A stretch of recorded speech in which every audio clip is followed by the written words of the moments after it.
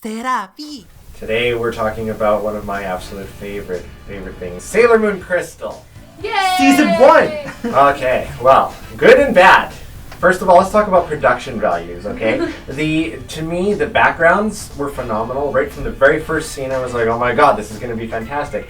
And then there's the character drawings, and you're like, oh, okay, their arms are like 500 times longer than they would normally be. Like, oh, their chins are so angular that they can probably cut themselves if they kneel forward. They all have super long legs, which is pretty awesome. Well, like in the manga, like granted they did have long legs, I'll give them that, but it was proportionate. It was always kind of like when you take a weird selfie and you have a elongated body from it. It was kind of like in the manga, it was always drawn in a camera position, Wilbox style. The girls had long legs in it, but the guys were often shafted. In many of the earlier seasons and stuff like that, you had like these normal-sized trunks and stuff, but these tiny little legs. And I remember, especially in the arcade, you look at Motoki or Mamoru, and they're like, okay, something's really wrong here with your body. Like, what the heck is going on? Like, yeah, like someone did not fully grow. No, exactly. Did Naoko Takeuchi, who's the creator of Sailor Moon, by the way, did she draw them like on purpose like that? Well, if you look at her other style, that like she's just perfect at drawing her women to be like really like elongated and slender, and like it was kind of like her style of drawing, which is totally cool. But again, with that in mind, I still don't know why the guys were shafted. In Sailor Moon Crystal, things were fixed a little bit. I don't want to say that they were perfect, but like Mamoru had much more of a human-like frame than he did compared to the manga. And he was a lot more muscular in this rendition than he was in original Sailor Moon. As we saw with the shirtless episode. But let's bring it a little thing over here about him. The thing that bothered me most about season 1 with him is that he kisses her with no consent twice. Yeah, and like, she's passed out and he kisses her. I was like, little creepy, dude. It's totally fine. I know you love her, but because we know that she's dreaming about him, but still, it's not okay. For any of you guys who watch Sailor Moon Crystal, be like, wow, if the girl who likes me is sleeping, I can kiss her. No, no, you cannot. Not okay. Not okay. Not sleeping beauty. Yeah. That was also not consent. That's why they didn't do it in Maleficent.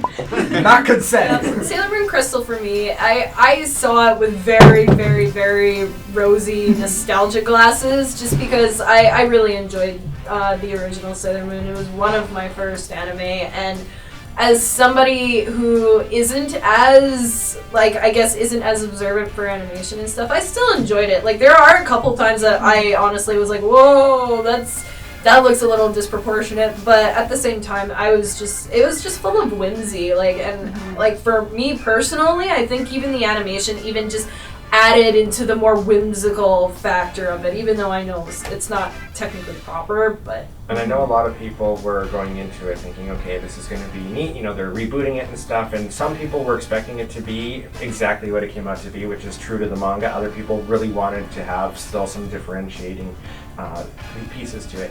But, as someone who read the manga and you're watching it and stuff, there were still some little surprises, like the way they didn't kill off like the Shitano right away, but then the way they ended up doing it was kind of like a slap in the face, because you think something big's going to happen, and then like Natalia's just like, nope, gone. Yeah, that pissed me off so much. It was like, why would you do it if you're gonna not follow through? Like, don't say you're gonna make a sandwich if you're not gonna make a sandwich. Exactly. Like, don't gather all the ingredients and be like, soup instead. Oh, the Sailor Guardians get to fall in love too. Soup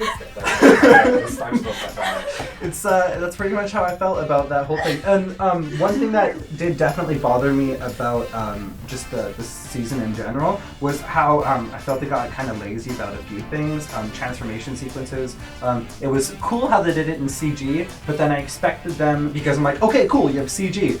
When you're doing it in CG, you can just use the same palettes in behind, and you can do a lot more with it. It's really easy to move the figures around. Once you create that model, it's easy to move that model whichever way you want.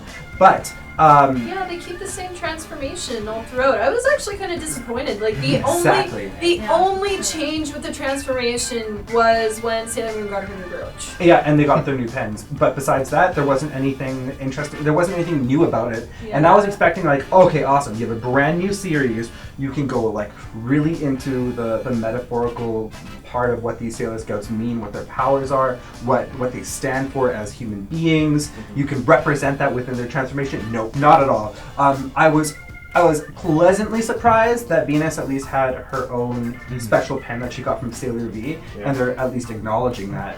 But besides that, well, I'll talk about characterization later, but I was not very impressed, and I was thinking like, okay, Dragon Ball Kai from Toei had incredible animation, everything was interesting, all of their like Kamehameha waves were beautiful looking. Why didn't that happen over here?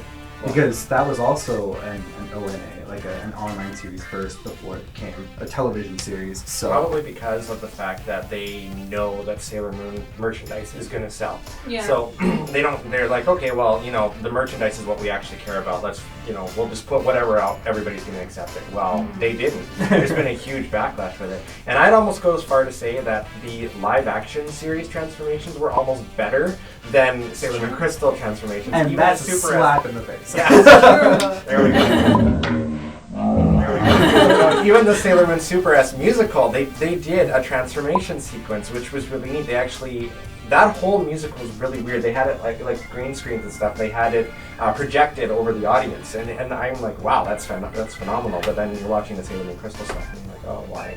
Because the first thing I thought when I saw that transformation, like you're literally doing this for a figure, because they look like they're plastic when they're done, and you're like, that's exactly what the figures are going to look like. And like to the T, if you look at what the new Crystal figures look like that were released a little while ago, or that were on display at Comic-Con, they look exactly like it was on the transformation sequence. Bratz dolls, actually. Exactly, and I'm like, that. Really?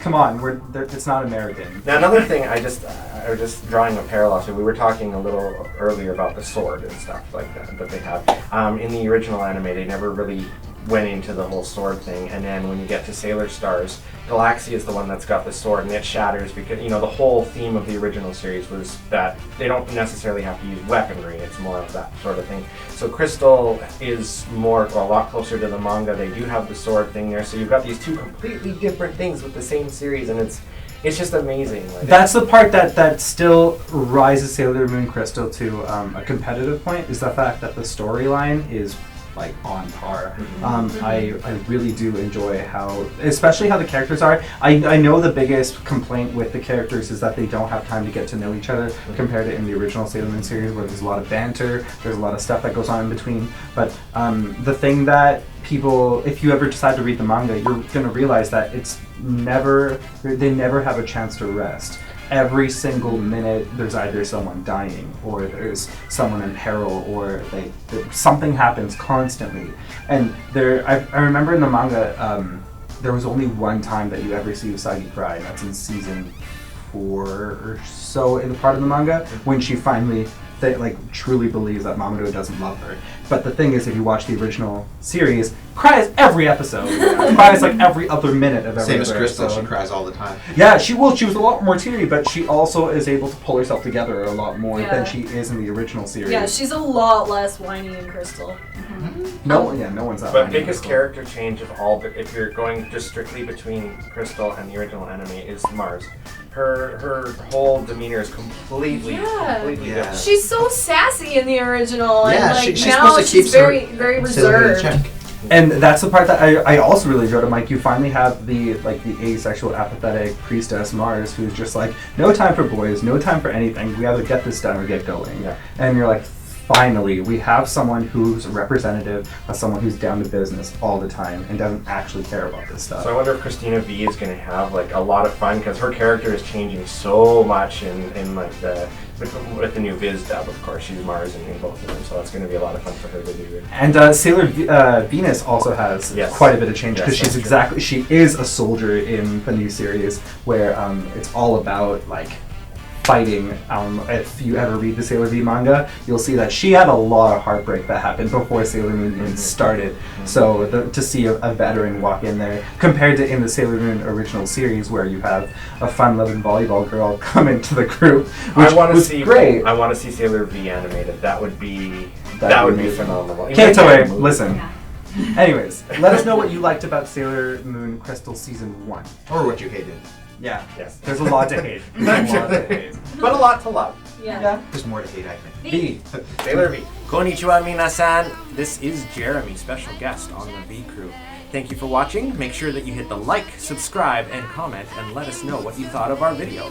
You can find links to our Facebook, Twitter, Tumblr, and many more in the description below, and in the annotations, cards, etc. Till next time, jamatane.